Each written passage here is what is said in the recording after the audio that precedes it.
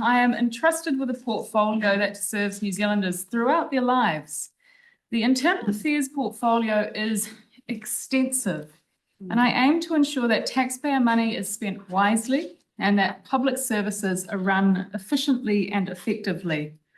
I have oversight of the department's delivery of its many operational functions, including life events and identity services, such as birth certificates and passports, Archives New Zealand and the National Library, regulatory services such as gambling, and supporting inquiries into matters of national significance. I'm responsible for appropriations within Vote Internal Affairs, and I'm also responsible for two Crown entities, Fire and Emergency New Zealand and the Classifications Office. This includes reviewing their performance, participating in the setting and monitoring of their strategic direction and targets, and recommending appointments to their boards. I'll now share more of our priorities for this portfolio. As a government, we have agreed to introduce legislation to regulate the online casino gambling market in New Zealand.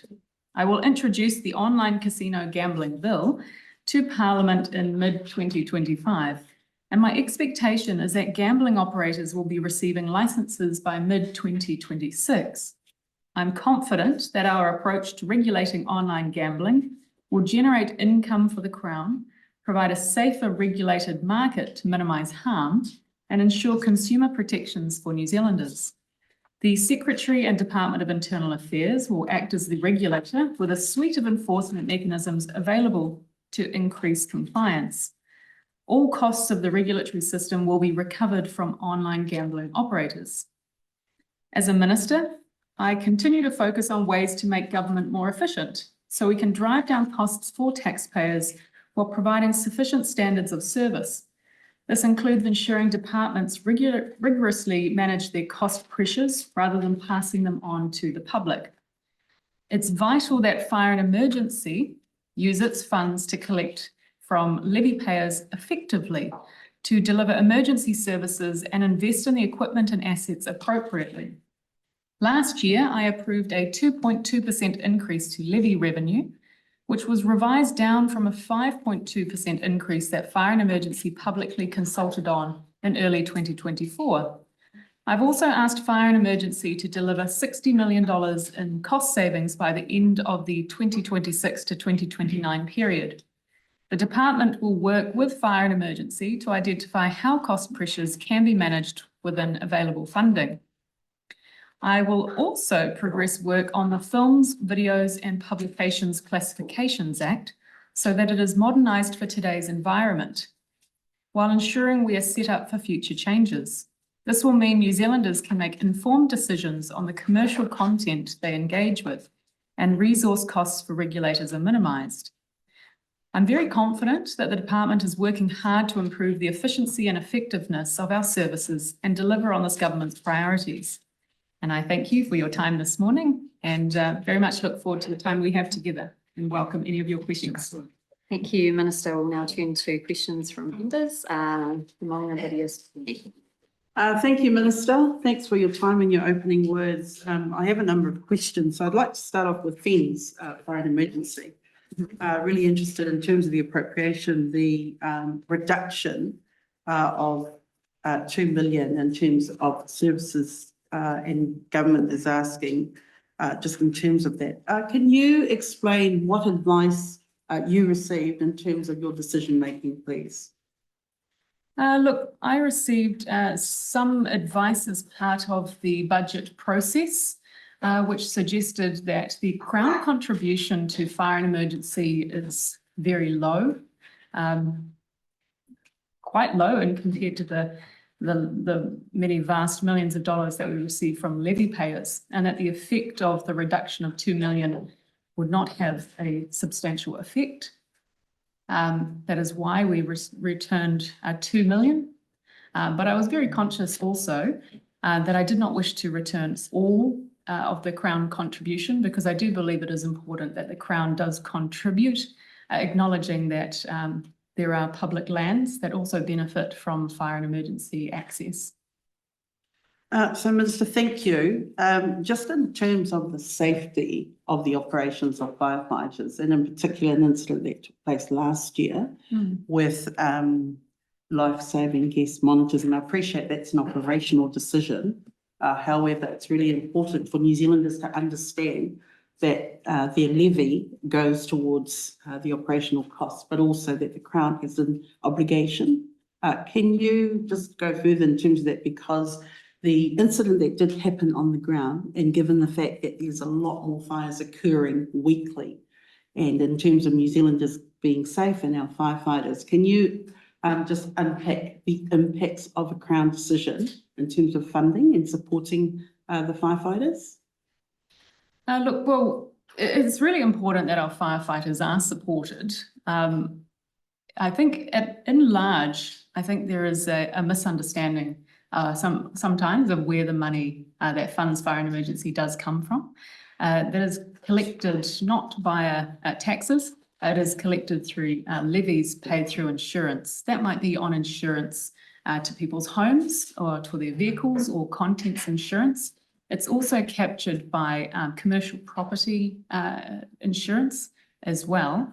The Crown contribution has been a very, very small part of this for many years. The reduction of the 2 million from the Crown came from, I believe, 10 million. And so now it's sitting at 8 million. That's a very small component of the overall levy that is raised. I believe from 2026, for that 3-year period, we would be expecting around $2.2 billion to be captured by levy payers. So looking at that in context, 2 million versus 2.2 billion, I'm sure you can see that that small component of Crown contribution being reduced will not have a sizable effect on the overall operations of fire and emergency. Yep, certainly. Thank you, Minister. I really appreciate your explanation. So, Minister, in terms of what you've just explained, to help the public of New Zealand understand who funds, so there's the levy payment, but there's also a Crown payment.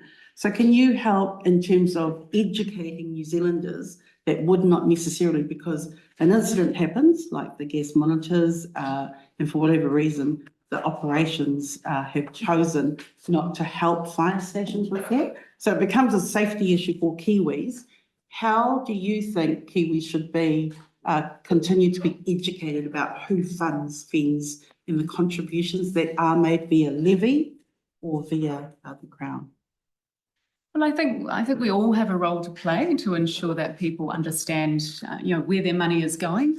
And one thing I've been very conscious of is that while in government we might have a lot of focus of ensuring effectiveness and efficiency of taxpayer funds, ensuring that the money that people are giving to the government directly are being spent wisely, I was also very conscious that I wanted to ensure that money that is going directly to fire and emergency and to our other Crown entities through levies is used effectively and efficiently as well, and it's not forgotten about. This is why over the next period of time from 2026 to 2029, I've asked Fire and Emergency to find $60 million of savings to ensure that we are using that money appropriately. And when people are being asked to contribute their personal money into our fire and emergency system, that it is going to the front line. It's going to help keep people safe. And that is coming from them trying to keep themselves safe too, from people who are actively contributing to their own insurance. That money should not be taken unnecessarily. It should be used wisely. But we all play our part in ensuring people know where it is coming from. When people are signing their insurance contracts, I remember doing this for myself for my own car insurance just a few months ago. It does actually have a breakdown in cost specifying that there is a fire and emergency levy that it's being collected from. Thank you. Thank you. We've just got a couple of supplementaries on that. So we'll start with Tom and then Andy. Thank you, Madam Chair, and thank you, Minister. In your most recent answer, you talked about the Savings Action Plan, the $60 million. Do you have an update on that? And have you seen any savings? Has FEN submitted any savings plans to you? And what would your assessment of that be? Look, I would love to give you an update on that. Fire and Emergency have yet to give me their full breakdown. I expect that in the coming weeks. So unfortunately, where we're sitting is just before I expect to receive it. I have received updates from them that they are going to keep to their deadlines. They would like to ensure that that money is spent wisely. But I also know that there are concerns with fleet management as well. And it's really important that where those savings are realised, it's not from cutting back on, investment into the new fleet. And I know just this year, Fire and Emergency expect to buy over 70 new trucks for their fleet management, and they have over 12,000 trucks in their fleet at the moment, but they are looking to progress new procurement in that space, and that's not an area that I'm expecting them to cut back on. Thank you. Indeed. Yeah, look, thank you very much. The issue of when we've had FENS in front of us, the issue of the levy and how it's made up and who's paying what comes up quite regularly. Personal interest area. And I'm just interested in, because we've got people who won't be insured. You've mentioned Crown land, and then of course one of the roles of FENS is as first responder, which has got nothing to do whatsoever with property and property protection. Have you got any comments on the way in which we calculate how FENS is funded and whether it's actually adequate or whether it's something that needs to be, if you were saying who benefits, who pays, whether that should be given some more thought to? Yeah, look, it's a very interesting question because you're right, it is very technical and it doesn't capture all things. I think that's quite difficult when it comes to the levy. You're right that when Fire and Emergency was amalgamated, it essentially did take on more responsibilities than in the past with the rural fire service, the urban fire service, and now emergency response. When it comes to how to figure out where the levy falls with those different entities and different levy payers, it does become quite difficult when you're trying to balance also ensuring that the levy is not so high that people are then disincentivized to have an insurance contract in the first place, with wanting to ensure that it is cost neutral, so that people are actually contributing and getting the same benefit back. One of the difficulties that we have faced with the correct collection of data is actually to do with union partial strike and union strike action, where the collection of data actually is one of the activities taken by unions to stop collection, which means that it has an effect on the data that we have to set the levies into future years. So you're never going to get a perfect levy that actually has all of the perfect information about where all the resources are needing to be sent and collected from, because there are gaps in some of that knowledge. Minister, if I might just add that you spent quite a bit of time with the insurance industry too, getting their input into this to address some of the issues you've raised. In your most recent decisions on 2.2, you did rebalance towards more of a contribution from car insurance compared to household insurance in response to the issues that have been raised. I think I was more interested in also in the public good component, which is, for example, the first responder bit is essentially an ambulance service in many cases, and it's got nothing to do with property or cars. Or sometimes it is to cars if they have an accident, yes. But yeah. Yeah, and look, it's not actually been that many years since Fire and Emergency New Zealand was established. And so my focus at this period of time and for this term of government has not been to have further changes to Fire and Emergency through legislation. It has been to shore up the system that was set by previous governments, because my function has been looking at the levy for 2026 to 2029. It's really important that we had that in place and did the best with the information that we had on hand. It would possibly be a good idea for a future government to look into the overall system again, but within a 10-year time frame, that's a very small amount of time to capture data as to whether or not Fire and Emergency New Zealand has been working satisfactorily. Thank you. Benjamin. Thank you, Madam Chair. Morena, it's Minita. Thank you to my colleague from Labor for starting us on FENS. This topic is really important to all of us. And I think noting and building on the comment around the decrease in funding from a previous 10 million to 8 million, and that's kind of been a flat line without any adjustment for inflation. I'm interested around particularly your expectations around investments in the aerial machinery and the aerial trucks. We've seen recently numerous occasions where there have been incidences where aerial trucks are not available, they break down, they put people's lives at risk because they are not functioning to the standard they need to be functioning at. If you are decreasing funding from 10 million down to 8 million without adjustment for inflation, and we're not seeing trucks being invested in or bought for decades, and no increase. I understand, because I've questioned you about this before, that there are replacements coming. We haven't been given a date for them to be implemented, these aerial trucks. So we're waiting for that. Just this week, Waikato has said, Auckland, you can't use our aerial truck. There are no aerial trucks available in the upper North Island. This is putting people's lives at risk, including firefighters. We're decreasing. Well, I know one of those trucks costs about $2 million. So if we're decreasing funding without adjustment for inflation, and you're saying we are not going to cut back on investment, how are we going to ensure that we have the machinery we require to meet the increase in population, to meet the increase in demand, to meet the increase in extreme weather events, which will lead to fires and flooding? Because we know fire and emergency don't just respond to fires, they respond to all sorts of emergencies.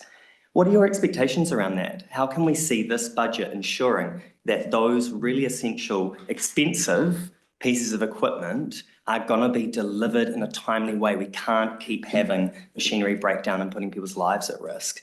So I'm really keen to hear from you about that particular focus. Yeah, well, thank you for your question, because like you, I also care about the safety of our professional firefighters and volunteers. It is important that they are safe at work while trying to keep everybody else alive and safe in our community. One thing I do want to assure the public of is, while we have been asked to find savings across government, it is really essential that our fleet management is up to date and is progressing for those continued procurements. There is a program of work over the course of this financial year to build or order 79 new appliances, and 5 aerial appliances are on order. Fire and Emergency New Zealand are currently updating their asset management plan, and that includes developing a new aerial appliance strategy. I can't speak to those specific details today, but it is something they are conscious of and aware of. But to give context to, I think, some of the concern in the community that the trucks and aerial appliances are aging, most of the appliances that Fire and Emergency do have are within the target lifespan of what we would expect of the 20 to 25 years. And 28% are older than the target date, but they are actively working to update those trucks. And I'd also ensure that the public are aware that there is regular maintenance of those trucks, whether they are old or new, to ensure no breakdowns and that people are safe. Minister, I just observed that the funding for FENS has increased. So the 10 to 8 million has been a reduction in the Crown funding, but a 2.2% increase in levy funding is a material increase in funding for FENS. So recognises the importance of their continued investment.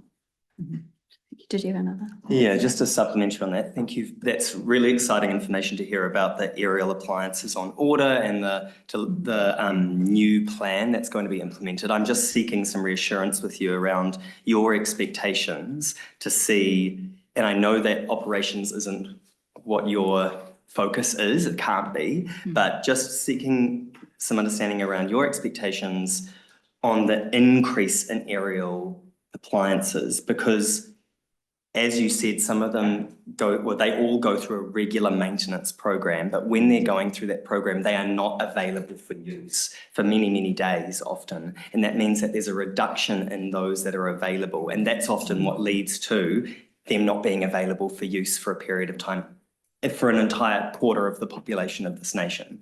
So I just want to understand if you have expectations that that new plan will see not just the replacement of the existing aerial trucks, which are mostly at the end of their lifetime. I understand they're within their time frame, but most of them are not new, they're older. And so will we be seeing, do you expect to be seeing an increase in those aerial machines beyond just replacement of the existing fleet? Look, I can't speak to the aerial appliance strategy because it is currently being worked on and updated through the asset management plan. And you're right, I'm not operational within fire and emergency, but my expectation is in broad terms that we are seeing more capital investment. And over the next year, there will be around $70 million spent on capital investment. Okay, thank you, Minister. Thank you. Supplementary, Lamont. Yeah, sure. Thank you, Minister. You've mentioned the 60 million cuts on a few times, and I wanted just to ask, what advice have you received in terms of those cuts from the department, but also do you receive regular updates in terms of that? So you've made that decision because the department has put forward the business case. Can you elaborate further? Look, at this stage, I'm still working on those details because Fire and Emergency have not provided me their overall plan for the $60 million savings. Yes, I have regular meetings with the Chief Executive and Board from Fire and Emergency, but I would like to give them the space to come to me with a plan for my feedback rather than setting it via committee. Okay, it's helpful. Thank you. Thank you. I just had a question from the chair just in relation to the spending overall in DIA. In May this year, DIA reported that it faced significant financial challenges, and that's due to inflation, outdated fees, and inefficient and ageing infrastructure and expanding responsibilities. Despite this, in this current budget, there was a funding reduction for the Department of Internal Affairs. So the question is really to the Minister and to the department, what are you doing to manage this significant risk, which seems very problematic from what we've seen reported to this committee? Well, this sounds like it's best responded by Paul James. Happy to respond. Thank you for the question. So you're correct about the cost pressures facing the department. Those sit across all of our business lines. Critical to that is the fee recovery. So a large proportion of the revenue for the department is fees, and in particular, the increase in passport fees makes a material difference to that position. So that's a major portion of our funding. We've got 11 memorandum accounts. They are tracking to be returning to zero balances in 28, 29, and that's because of fee increases. So that makes a real difference. As part of that, we've also committed to our own efficiency program. So similar to FENS, we're looking for efficiencies around 30% out of the passports operating model and system too. So we're looking to take responsibility to pull back some of those cost pressures and see what we can do differently. At this stage, we are running to a balanced budget for this year and the next couple of years. Just a supplementary on that. It seems likely that given the decreased amount of revenue that the department will be receiving and what has been reported to not be a reduction in the allocations of services that you need to provide, in fact, perhaps an increase in those, that there'll be a reduction in services or a reduction in the work that DIA is able to do. Are you able to expand on what those changes will be as a result of inefficient funding? I think with DIA, as the committee will know, because we're diverse, there's diverse impacts across the different functions we have. So, for example, with passports, revenue will increase, fees have gone up, and we'll be holding to the service level expectations that we have around passports. We have received additional funding for some new functions, such as city and regional deals, which the committee will be inquiring into in a future hearing.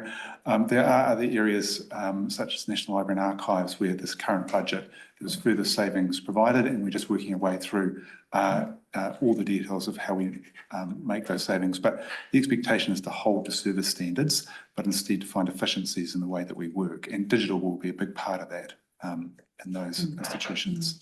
So you can't name a specific We're not planning to cut function. service standards across any of our functions at this point. No, and I suggest that, it is disingenuous to say that there's ineffective funding. You know, the department does a lot of things, but we do expect there to be services that New Zealanders can access to the same standard, if not better, than we have had in previous years. One area where we are seeing really good progress is actually in the citizenship space. And that was something that I was very concerned about when I first became a minister.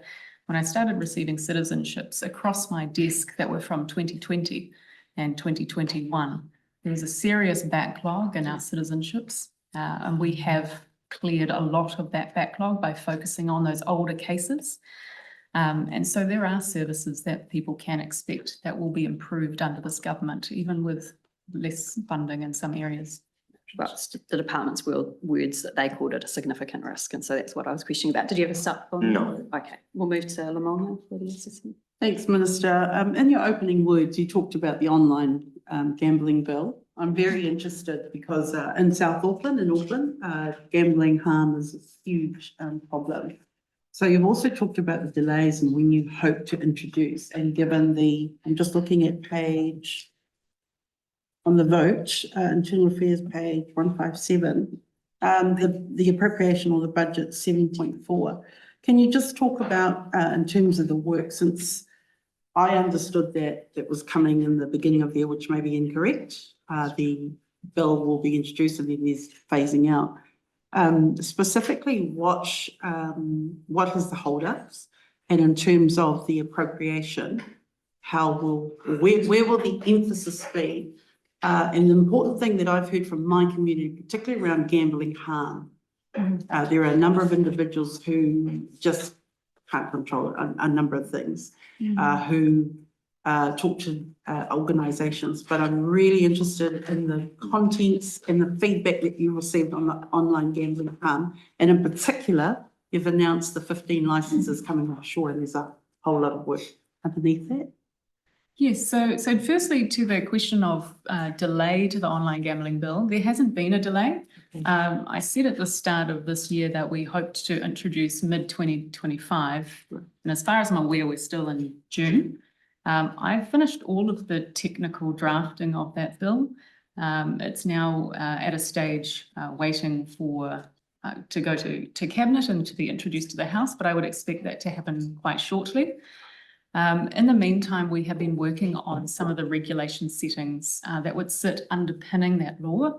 It's really important for me that while this was part of the National Party tax plan, which is why the online casino gambling has been brought to Parliament, that we are also not focusing on tax generation, but we are focusing on reducing harm. And I think we can do both of those things together.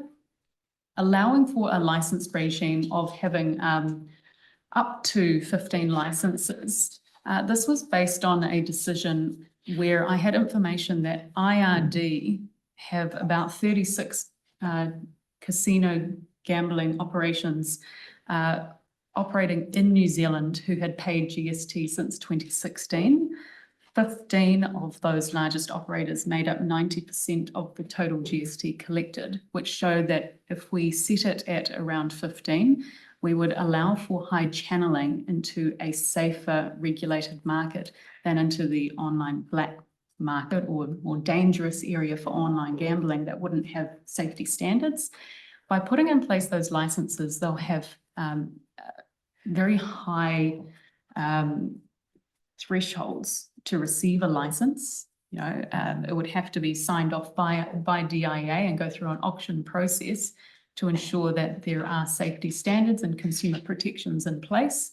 That will be a benefit to people who are online gamblers above and beyond what is currently available online. When it comes to the things around gambling harm and problem gambling, I can totally understand people's concern of not wanting to see problem gambling increase. The difficulty with the data that we have at the moment is that it's not exactly accurate to say that problem gambling within New Zealand has been increasing. The Ministry of Health does have different surveys with different methodologies which cannot be compared against each other, while at the same time the Gambling Commission has reported that presentations to gambling harm services have significantly decreased over the last few years. And so it's really important that we are keeping people safer in the online gambling world, but we can do that by putting in place those 15 licenses. Thank you, Minister. Really appreciate the explanation. I'm really concerned when I hear that there's a difference in terms of the advice that you're receiving. You talked about it's going through a process, so the technical drafting.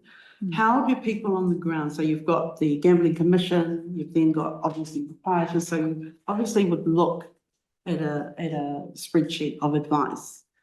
Where do you, in that scope, where do you get information or content on the ground? Because I probably would disagree with the advice that you're getting that people on the ground are not gambling as much. I can't remember your exact words. The technical drafting is really important, as you've said, and you've worked through that really carefully on the advice that you've been given. At what point does the community get consulted and feed into that technical drafting process? Oh, absolutely. A really important question because we do want public input. The online gambling legislation, once gone through Cabinet and then once entered into Parliament, will be open for select committee for people to have their say. I would expect that to be happening in the later stage of this year. And I do encourage people to submit. It is important that we listen to communities. But we've had a lot of work done behind the scenes. I know it's not glamorous work, but from our officials over the last year. And I really thank them for their work because they've taken it very seriously. And I know they care about getting the settings right so that we are protecting people above and beyond what the status quo is, so that people who do gamble online can do that safer. Thank you. Just a very quick short sip. In terms of consumer protection, because you talked about the measurements, how you landed on the 15 offshore licenses, etc. So that would be quite a big process. Consumer protection, can you just talk about the aspects that will be included in the bill? At this stage, I can't. What we have done as a decision is put more of those specifics, not into the legislation, but into regulation settings, because it's important that the bill can be amended over time as technology changes. And one thing I was really conscious of is that sometimes technology and its effects can change a lot quicker than legislation does. And so having these easily amended within regulation-making powers will actually make for a safer system. Rather than trying to get it all perfect right from day dot, I acknowledge that there may be areas that we don't get exactly right, and there will be a review after 3 years of the law to ensure that we are tightening it up through those regulation-making settings. Thank you. Thank you, Benjamin Thank you, Doyle. Chair. Kia ora anō. Just wanting to move now to the National Archives and Library Services. Really exciting to see an increase in funding for that appropriation. Very important. I think of the whakatauki titiro whakamuri kia haere whakamua. So we look to the past in order to move to the future. The archives and library provide a crucial part of that story for Aotearoa. Though I do have kind of a couple of questions. My first is very straightforward, is understanding how much of that appropriation increase is due to the cost of the lease and operations of the new archives building. So, you know, that funding pool, a lot of that may be going towards that. And then my second part is around the risks that are present around the preservation and accessibility of the collections and holdings of those two institutions. So like what is being done, or what do you expect to see in order to address the physical and digital storage capacity issues at archives and the library? So first around that funding and the new building, and second around the risk of storage and maintenance. I see. These questions may be best referred to Paul or Hawani. Sure. Thank you, Minister. So the funding for the new building, which is a $340 million construction, which now completed externally on time and within budget, we're just finishing off the fittings inside, was already budgeted for, money was already in the appropriations. So you will see an increasing picture in the appropriations, but that money came in past budgets. The increase in this budget was around response to the Royal Commission into State Abuse, and so that's an increase to enable archives to support better record keeping across the public sector and better access to records from survivors. So that's the increase in this most recent budget into archives. In terms of your questions about, I guess, the ongoing performance in terms of archival management, there's a number of parts to that. A really important part is record keeping practices by government agencies. There's an active program of audit conducted by the Chief Archivist, which is really trying to drive up performance and practice across the public sector. And those reports are all presented publicly. There's also a process at the moment whereby the Minister is auditing the Chief Archivist's record keeping practices itself, and that's a process that's in train and running. Obviously, we're seeing a transition from analog to digital in terms of records, and that needs to change record keeping practices and access to record keeping.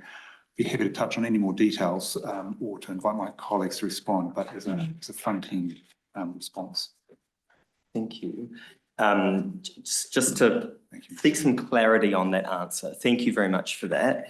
So I just want to understand that the significant increase for funding in the National Archives and Library Service is not about maintaining the lease or the operational costs of the archives and libraries. It's to account for the Royal Inquiry's recommendation to improve data keeping and storage in regards to the Royal Inquiry into Abuses findings. Is that so? None of it's for in terms lease of budget and operations? 25, that's right. Yeah. The money is already in the appropriations around that lease, but I'll just check my Chief Financial Officer. So it is just money flowing through from previous budget decisions. Okay. But the budget for this year was around the record keeping practices. Fantastic, thank you. Thank you. Tim? Thank you for joining us, Minister. I think a lot of people will be interested to hear an update, if you have one, on the work that this committee started, but your department has been doing on citizenship for citizens of Western Samoa who may now be eligible because of the legislation that was passed last year, which provided a new pathway that hadn't been there before. And I just wonder, do you have an update that you could share with us on how that's progressing? Are there, do you know how many people have applied? And of those, how many have been able to access their citizenship? Yeah, well, thank you very much for the question, Tim. Look, firstly, thanks to the committee for all the work that you did in the past years to get this through Parliament. I know a lot of people have been very excited that they are finally, after many years, able to access citizenship that was denied from them. I do have an update on where we are. As of the last statistics I've seen, 1,993 people have applied for Western Samoa citizenship. Of those, 1,913 have been approved. Wow. 68 are underway and 12 have been withdrawn or declined. My understanding is that the processing has actually been quite smooth, and the department has been giving out information and guidance in both English and Samoan. And I really thank them all for the work that they're doing for the community who will now have access to New Zealand citizenship. Brilliant. And I might be putting you on the spot here, so I apologise if this is a bit too in the weeds, but do you know other applications coming from New Zealand? Are they through APIA? And do you have any stories or, you know, anecdotes that you've heard through this process? I personally haven't been approached from anyone wanting citizenship through this pathway, which I think goes to show that it's working. Right. Typically, people are only coming to the minister with their citizenship application problems when they're feeling that the process is too difficult for them. So that gives me great faith that this particular pathway has been working well. When it comes to whether it's been in New Zealand or through APIA, I would ask potentially, do we have someone from the Citizenship Office? I can make a start, Minister. Cool. So, I mean, I think first point I'd make is we're really pleased that only 12 applications have been withdrawn or declined. So it shows that the education and engagement has really worked. People have understood the basis on which they can achieve citizenship. Initially, there was a real flurry from APIA, so a few hundred, but as I understand it, the volumes are now much more New Zealand based, but we'd have to check and probably come back and confirm. Rachel, I suspect, don't have an answer to hand. Don't have an answer immediately. No, that's fine. It was just really for people's interest sake, given the coverage around this and the profile of it. Thank you. Thank you. Awesome. Thank you. I just have another question from the chair in relation to one of the answers that the department gave to some of the pre-hearing questions. So in the pre-hearing questions, the department states that NEMA will move from the Department of Prime Minister and Cabinet to Internal Affairs in September of this year. And I note that in November 2013, the then national government announced the move from Internal Affairs to the Department of Prime Minister and Cabinet. And the reason for that was, the justification for that at the time was that DPNC provides a better platform to plan and manage across governments for large scale disasters and events. So my question is, why is this change happening, and what's changed since 2013 that Internal Affairs is now the appropriate place for NEMA to be located? I can respond to that if you like, Minister. So I was in DIA in 2013, and that was a change that was made as part of other functions coming into DIA as well. So there was I guess a balanced decision across both the strength and benefits for NEMA going into the security system and DPMC, but also the additional functions that were coming to DIA at the time. The decision now has been one that's been made out of DPMC and out of the two responsible ministers. So we've been consulted and engaged in terms of workability, but it hasn't been, if you like, our decision. We've responded to that. As I understand it, it's really a desire to have the Prime Minister's Department focused on its core business and the responsibilities that are central to its role.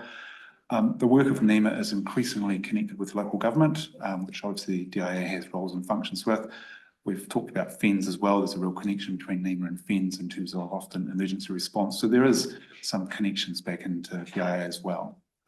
But the decision has been led out of other portfolios rather than ours. So just a supplementary on that. So you said it was made by two ministers. So that was the Prime Minister and Minister responsible for emergency management. So right. Minister So of it's Internal Mark Affairs has Mitchell been and the Prime Minister consulted determined. as part of their group of ministers, but the decision has been led by those ministers. And do you see, just a final supplementary on that area, do you see there will be any operational changes as a result of NEMA being within the ambit of your department? The main focus for us has been making this work and work smoothly. So we spent a lot of time with NEMA on the corporate services that we'll provide to them. I think they're actually quite positive about what a larger department can offer in terms of the suite of corporate services, etc., around property IT, but also wider things that we have within the department. And we're very focused on making this absolutely seamless for NEMA and making sure that there's good preparations in case there are any events, in particular through the back half of this year. Yeah, and I think just adding to that, the department is very wide and all-encompassing. And so we take on a lot of functions, and I'm sure that the department will do a good job while NEMA comes into the fold. Thank you. Is it supplementary? No. Oh, sorry. So we'll go to Lamonga and then. Thanks, Chair. Minister, I just wanted to acknowledge yourself and the department in terms of Samoan citizenship. My office has been just inundated with queries in Mangere and South Auckland. And it's really helpful to have the numbers. And I do actually want to acknowledge our committee because I was away and didn't get the opportunity when it went through second and third reading. And so I've had a number of constituents because I speak the language, my staff speak the language, that's been really helpful. So I've probably received one complaint with one of my constituents whose sister achieved it, but she's not entitled to superannuation. However, MSD are able to assist in terms of that query. So I just wanted to give you that feedback and really appreciate the work that Internal Affairs officials, a lot of people have come to my office and said very helpful with the language and being able to fill each requirement out. There has been a little bit of a problem in Apia in Samoa, but I'm grateful that the NZ Commission have extended those out because that's been really helpful. Those were the examples that I used. My quick supplementary, so I just wanted to acknowledge the department and that and all the work that's happened there. Quick supplementary, ministers, just in terms of the 15 licenses, will the department continue to monitor any like harm or the issues that come out of that? And then how does that feed in the process, or is that part of your 3-year horizon when there needs to be things that are sort of rejigged? Oh, absolutely. There will be ongoing monitoring of people who hold those licenses. It's really important that we not only are allowing people access to the license, but that we're enforcing the conditions of that license. And that will be the job of the regulator sitting through DIA. One of the things that we want to ensure is that we have many enforcement mechanisms. And one of the best enforcement mechanisms that we have is having good, strong relationships with other jurisdictions that also allow for online casino gambling, where they have conditions in their licenses to uphold practices and legal obligations of other jurisdictions.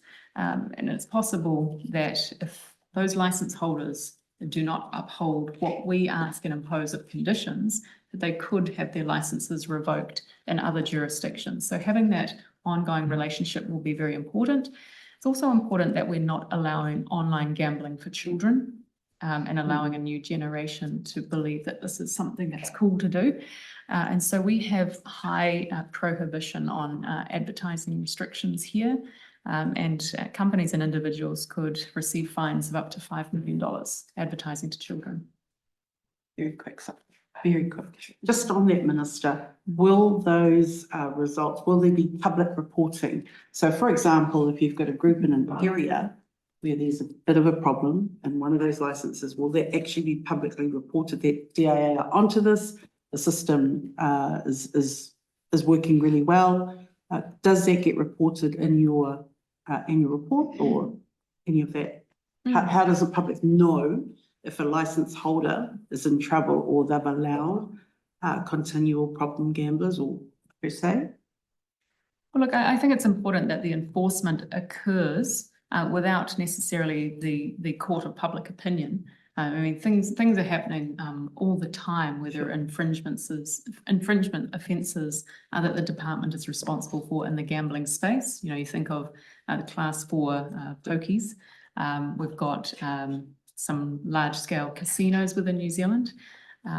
Quite often there are infringement offences, or you know, the department may even take some of these casinos to court. These naturally play out in public where it is of public interest, but I don't necessarily believe it is the government or the department's responsibility to actively promote and put into the public domain those breaches.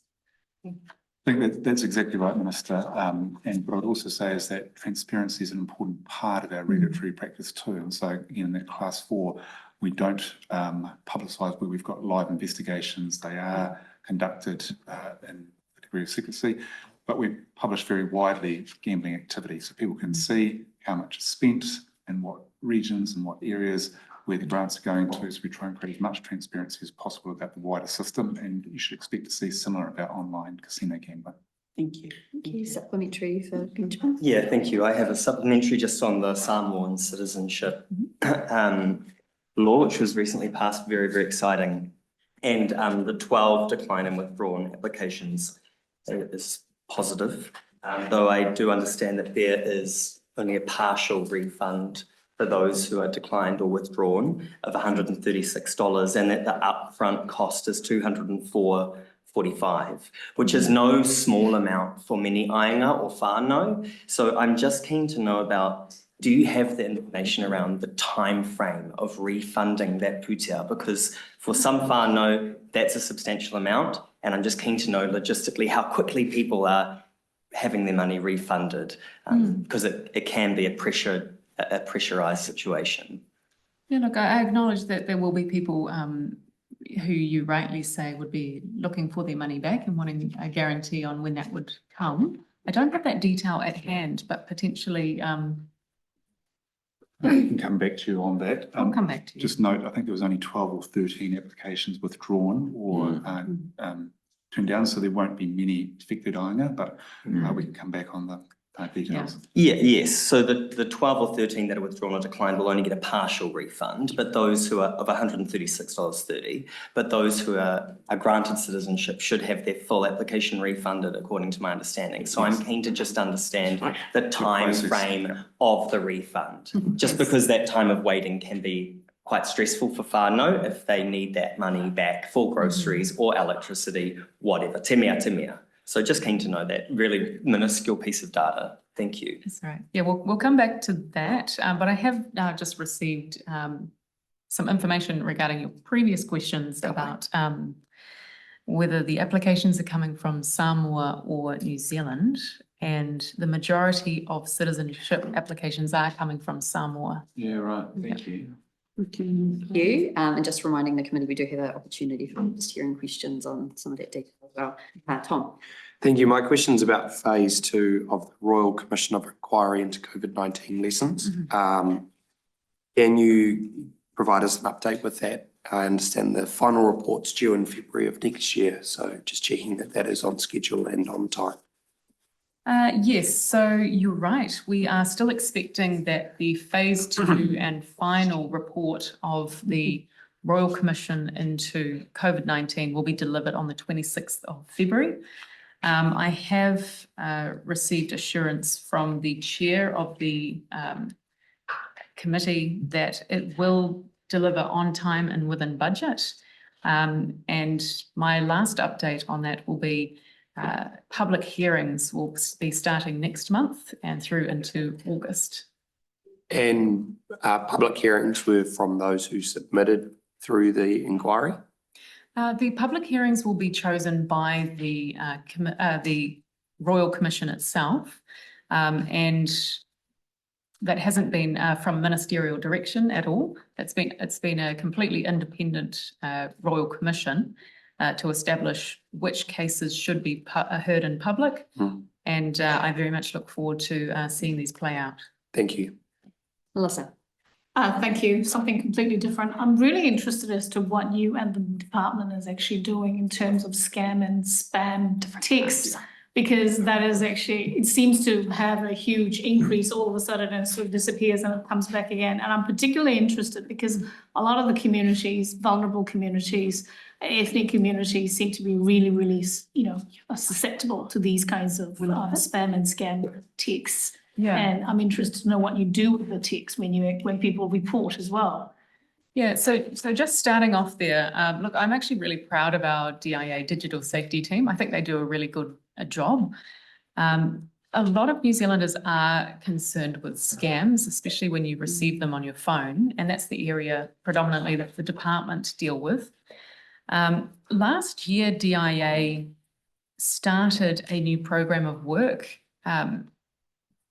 in collaboration with Apple.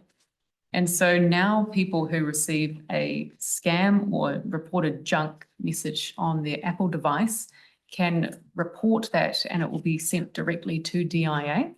That has seen an uptick in scams reported to DIA, and they're working with telecommunication companies to remove those scam numbers from the network and identify the scammers so that they can face consequences.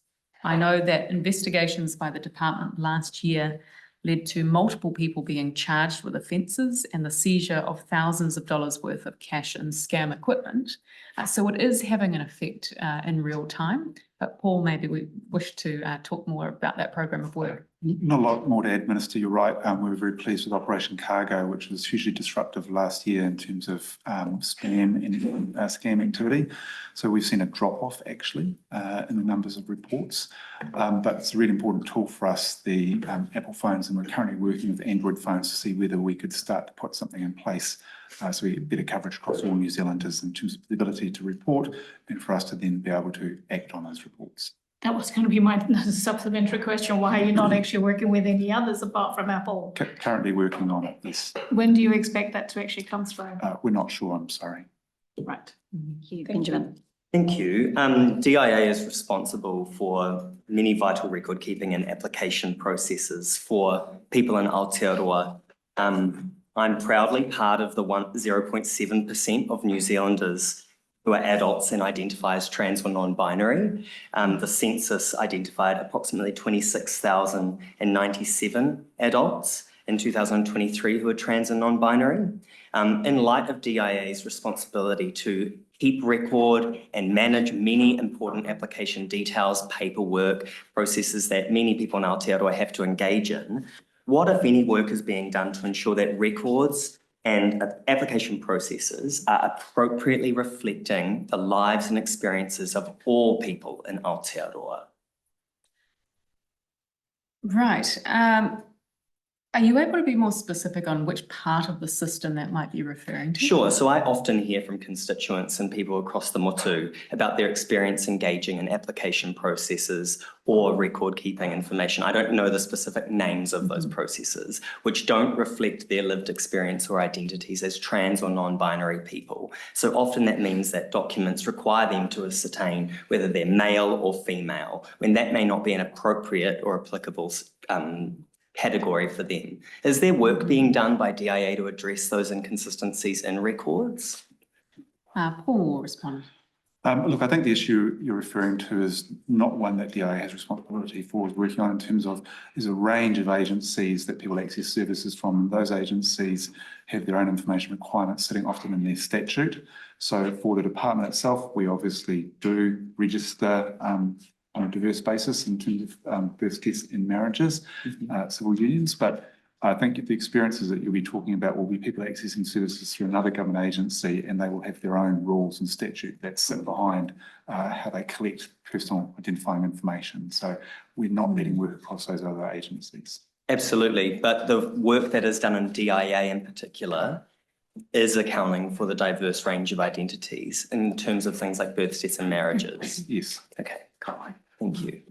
I think we have time for one final question from Lamonga Lydia Sesame. Thank you, Chair. Just my final question, Minister. I am interested in terms of the investment on your preparations on digital transformation across government, because the department's leading that work, just under $50 million. Can you just talk a little bit about that in terms of horizon? Yes, well, we've got our Chief Digital Officer here, so I might pass to him. So I just missed the last bit of that question. It was a transformation program, and you referred to $50 million. Yeah, so DIA will be leading it. It's across government. Yes. Can you just talk about, is that like over the next financial year? Is it a 3-year window? Is it a 5-year window? We've got a hearing with Minister Collins in that portfolio, I think, Okay. in an hour or Right. so. So maybe better to work through that there if that's okay. Tom, did you? I was just going to ask about contractors spend and consultants, and wondered if you could provide us some update on in which direction is that tracking? Yes, so the department has made good progress in cutting back on the spend on contractors and consultants. For the last financial year, there was a 32% reduction in the spend of contractors and consultants. That was a decrease in $23.5 million. And I congratulate the department on this work. Fantastic, thank you. Thank you. That's exhausted all of our time. So thank you very much to Paul James and to the Minister for being with us today and for your staff in attendance.